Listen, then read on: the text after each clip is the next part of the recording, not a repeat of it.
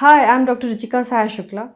I'm the director of India IVF Clinic, and let us take further this topic on our fertility talk. So today let us discuss about hysteroscopy. So the role of hysteroscopy in IVF cycles and when and why we should do it. So coming to what is a hysteroscope, you just visualize yourself that you have got a room and that room is the womb. And in that room, you need to see what is inside. So you put a camera in that room and you're able to see it. So the hysteroscope is an elongated tube kind of thing with a camera in it, and that we put inside the uterus to have a panoramic view of the uterus so that we can increase the success rate or we can comment about your uterine cavity. So when basically we need a hysteroscopy, do we need to do it in all the cases? No, definitely not. There's no recommendation that we should do in all the cases undergoing IVF cycle. But definitely, if the ultrasound, which we do a 3D scan or a 2D scan, and if it's showing any defect, any pathological problems, or the patient is having recurrent implantation failure, recurrent abortions, in that there is no definitive diagnosis also. In those cases, we should definitely do a hysteroscopy. And what we can take out, what we can do during hysteroscopy, we can increase your cavity size of the uterus.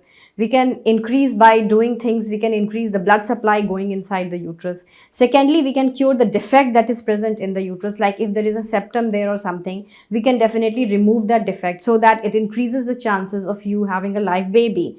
Thirdly, if there is no problem also, we can do the endometrial biopsy and we can take the sample and we can send it for further diagnosis that what is the problem, why you are having this recurrent implantation failure or recurrent abortions. But nothing is 100% because it is medical science. But obviously that will take us more towards the diagnosis.